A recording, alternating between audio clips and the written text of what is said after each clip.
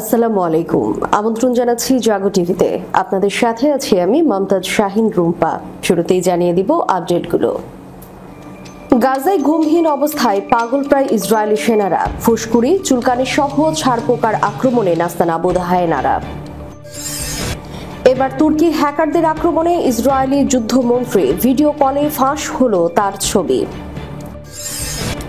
Hamas নেতাদের উপর হামলা, ন্যাটো সদস্য হওয়ায় তুরস্কে হামলা না করে কাতারকে বেছে নেয় ইসরায়েল। এবার ইসরায়েলের হামলার পর মুসলিম বিশ্ব একজোট হচ্ছে, আসছে বড় পদক্ষেপ। ইসলাম ও মহানবী হযরত মুহাম্মদ সাল্লাল্লাহু আলাইহি সাল্লামকে কটূক্তি করেছিলেন ট্রাম্পের মিত্র চার্লি কার্ক, মিডল ইস্ট আইয়ের প্রতিবেদন। শপথ নিলেন নেপালের নতুন প্রধানমন্ত্রী, 6 মাসের মধ্যে দিতে হবে নির্বাচন। সমৃদ্ধ করা ইউরেনিয়াম ধ্বংসস্তূপের নিচে পড়ে আছে, আরও যা জানালো ইরান। শুনছিলেন শিরোনাম, এবারে বিস্তারিত। গাজায় ঘুমহীন অবস্থায় পাগলপ্রায় ইসরায়েলি সেনারা, ফুসকুড়ি, চুলকানি সহ ছারপোকার আক্রমণে নাস্তানাবুদ হায়েনারা। গাজা উপত্যকা জুড়ে অস্থায়ী সেনা চৌকিগুলোতে অবস্থান নেওয়া ইসরায়েলি সেনারা ব্যাপক ফুসকুড়ি এবং ক্রমাগত চুলকানির মতো ত্বকের সমস্যায় ভুগছেন। শুক্রবার ইসরায়েলি দৈনিক ইয়দিয়ত আরনোহতের বরাতে এই তথ্য জানিয়েছে বার্তা সংস্থা আনাদোলু। ইসরায়েলি সংবাদ মাধ্যমটি জানিয়েছে, ব্যাপক ছারপোকার আক্রমণে এমন ত্বকের সমস্যায় ভুগছেন সেনারা। এছাড়া ক্ষতিগ্রস্ত ভবনগুলো অস্থায়ী দুর্গে পরিণত করা ইউনিটগুলোকেও একই ধরনের অভিযোগ জানাচ্ছে। সমস্যাটি মূলত মধ্য এবং দক্ষিণ গাজায় রিপোর্ট করা হয়েছে বলে প্রতিবেদনে উল্লেখ করা হয়েছে। গাজা শহরের জৈতুন পাড়া এবং উত্তরে জাবালিয়ায় সেনারাও এই নিয়ে উদ্বেগের কথা জানিয়েছে। নাম প্রকাশ না করার শর্তে একজন রিজার্ভ কর্মকর্তা সংবাদপত্রটিকে জানান, সেনারা কয়েক সপ্তাহ ধরে নীরবে ভুগছে। রাতে চুলকানিতে আরো খারাপ অবস্থা হয়। পোশাক এবং স্লিপিং ব্যাগের মাধ্যমে সংক্রমণ ছড়িয়ে পড়েছে সর্বত্র।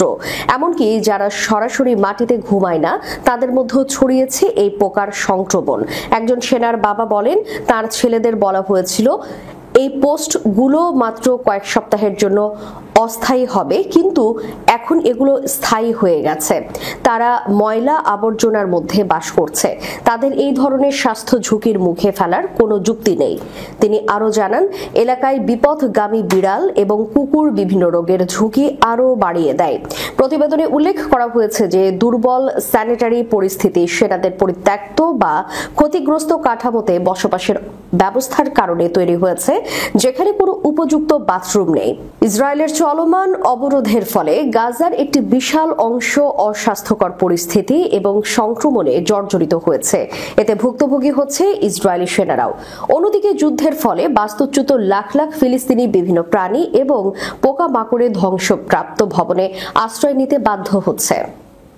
এবার তুর্কি হ্যাকারদের আক্রমণে ইসরায়েলি যুদ্ধমন্ত্রী, ভিডিও কলেই ফাঁস হলো তার ছবি। হিব্রু গণমাধ্যমে বলা হয়েছে, তুর্কি হ্যাকাররা ইসরায়েলের যুদ্ধমন্ত্রী ইসরায়েল কাতাজকে ভিডিও কলের ফাঁদে ফেলে ব্যক্তিগত তথ্য ফাঁস এবং উপহাস করেছে।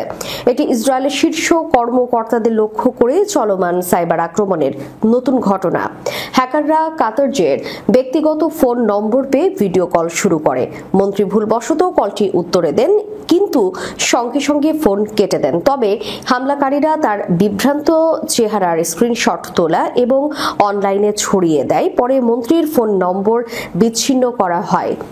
এই হামলাকে সম্প্রতি কাতারের তুর্কি সামাজিক যোগাযোগ মাধ্যমে করা আগস্ট মাসের পোস্টের প্রতিশোধ হিসেবে দেখা হচ্ছে, যেখানে তিনি প্রেসিডেন্ট রিসেপ তাইপ এরদোগানের বিরুদ্ধে কঠোর বার্তা দেন, যা তুরস্কে তীব্র ক্ষোভ সৃষ্টি করে। প্রতিবেদন অনুযায়ী একটি হ্যাকার কল কেটে যাওয়ার আগে কাতারকে গালাগালি করতে সক্ষম হয়। এটি জায়নিস্ট শাসকের শীর্ষ কর্মকর্তাদের বিরুদ্ধে সাইবার হুমিলিয়েশনের সাম্প্রতিকতম ঘটনা। আগস্টে প্রাক্তন ন্যায় বিচার মন্ত্রী আয়ালেট শেগবের ব্যক্তিগত ফোনও ফিশিং আক্রমণে হ্যাক করা হয়েছিল।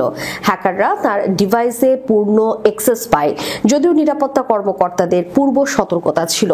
অন্য ঘটনা হিসেবে সংস্কৃতি এবং বিনোদন ক্ষেত্রের ব্যক্তিরাও লক্ষ্যবস্তু হয়েছে। জেরুজালেম পোস্টের প্রতিবেদনে বলা হয়েছে, কয়েক ডজন ইসরায়েলি অভিনেতাকে নতুন সিনেমার অডিশন আড়ালে ফিশিং স্কিমের মাধ্যমে প্রতারণা করা হয়। হ্যাকাররা তাদের ব্যক্তিগত ভিডিও, পাসপোর্টের কপি এবং ঠিকানা সহ নথি চেয়েছে। পরে এই ব্যক্তিদের হুমকিপূর্ণ বার্তা পাঠানো হয়েছে। একজন অভিনেত্রী জানিয়েছে তার একটি ব্যক্তিগত ভিডিও জমা দেওয়ার নির্দেশ দেওয়া হয়েছিল, যা চলচ্চিত্র পরিচালক অ্যারি ফোলম্যানের সাথে যুক্ত একটি প্রকল্পের অংশে বলা হয়। সাইবার আক্রমণের এই ধারা তীব্রতর হচ্ছে, যেখানে লক্ষ্য ব্যক্তিগত তথ্য সংগ্রহ করা, যা ভবিষ্যতে অধিক কার্যক্রমের জন্য ব্যবহার করা যেতে পারে। এই ঘটনায় ইসরায়েলি কর্মকর্তাদের এবং প্রতিষ্ঠানগুলোর নিরাপত্তা ব্যবস্থা নিয়ে গুরুতর প্রশ্ন উঠেছে।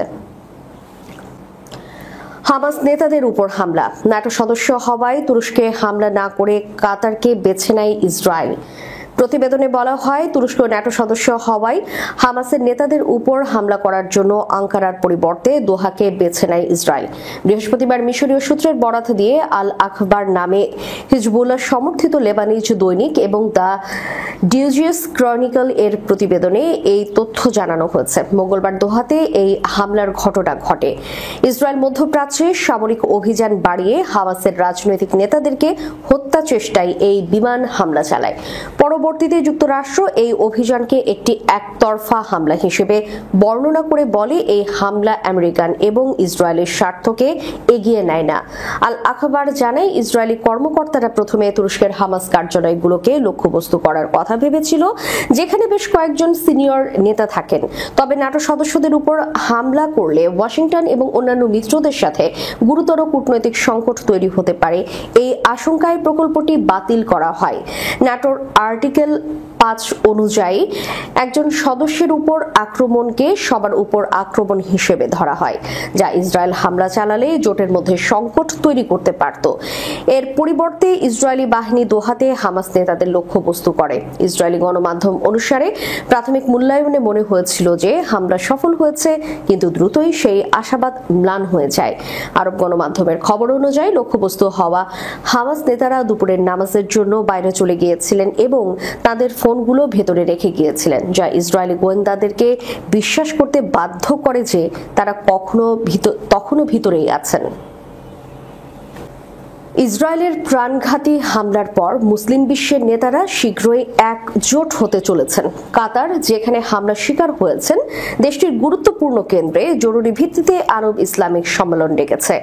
আগামী রবিবার এবং সোমবার দোহায় বসতে যাওয়া এই সম্মেলনে বিশ্বের বিভিন্ন মুসলিম দেশের শীর্ষ নেতারা উপস্থিত থাকবেন।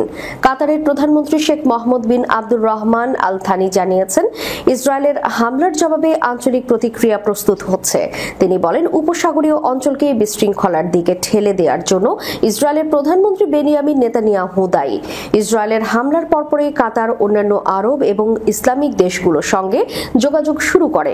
ইতিমধ্যে দোহায় অবস্থান করছেন সৌদি আরব, আরব আমিরাত এবং জর্ডানের নেতারা।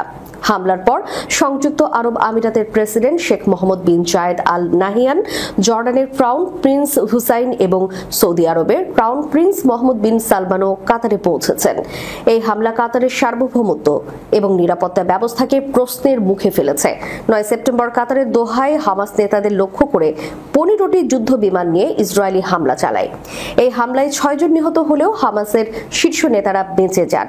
কাতারের উদ্যোগে আয়োজিত এই আরব ইসলামিক সম্মেলনে আরব লীগ ও ইসলামিক সহযোগিতা সংস্থা এর সদস্য দেশগুলোর অংশগ্রহণ নিশ্চিত করা হচ্ছে। আরব লীগ 22টি আরব রাষ্ট্রের আঞ্চলিক সংস্থা আর ওআইসি 57টি মুসলিম সংখ্যাগরিষ্ঠ রাষ্ট্রের জোট। তবে এই সম্মেলন ইসরায়েলি আগ্রাসনের বিরুদ্ধে কতটা কঠোর পদক্ষেপ গ্রহণ করা সম্ভব হবে তা নিয়ে প্রশ্ন রয়েছে। বিশ্লেষকরা মনে করছেন, কাতারের এই পদক্ষেপ মুসলিম বিশ্বকে একজোট করার দিকে একটি গুরুত্বপূর্ণ সংকেত হিসেবে দেখা যেতে পারে। যুক্তরাষ্ট্রের একটি বিশ্ববিদ্যালয় ক্যাম্পাসে বন্দুকধারীর গুলিতে নিহত হয়েছেন মার্কিন প্রেসিডেন্ট ডোনাল্ড ট্রাম্পের প্রভাবশালী মিত্র চার্লি কার্ক। বিতর্কিত এই রাজনৈতিক ব্যক্তিত্ব কট্টর ইসরায়েলপন্থী ছিলেন। এছাড়া প্রায়শই ইসলাম ধর্ম এবং মহানবী হযরত মুহাম্মদ সাল্লাল্লাহু আলাইহি ওয়াসাল্লামকে নিয়ে কটূক্তি করতেন তিনি। তার ইসরায়েলপন্থী এবং ইসলাম বিদ্বেষী বক্তব্যগুলো নিয়ে একটি প্রতিবেদন করেছে মিডল ইস্ট আই নামের মধ্যপ্রাচ্য ভিত্তিক একটি সংবাদ মাধ্যম। প্রতিবেদনে বলা হয়, কার্ক খ্রিস্টান সভ্যতার উপর ভিত্তি করে গড়ে ওঠা একটি আমেরিকান জীবনধারার সমর্থক ছিলেন। তিনি যুক্তরাষ্ট্রকে নিয়ে নিজের ভিশন ব্যাখ্যা করার সময় প্রচন্ড ইসলাম বিদ্বেষী ভাষা ব্যবহার করতেন। যেমন একবার কার্ক বলেছিলেন তিনি চান না তার সন্তানরা যুক্তরাষ্ট্রের মুসলিমদের আজানের ধ্বনি শুনুক। কার্ক বলেন, আধ্যাত্মিক লড়াই পশ্চিমে আসছে।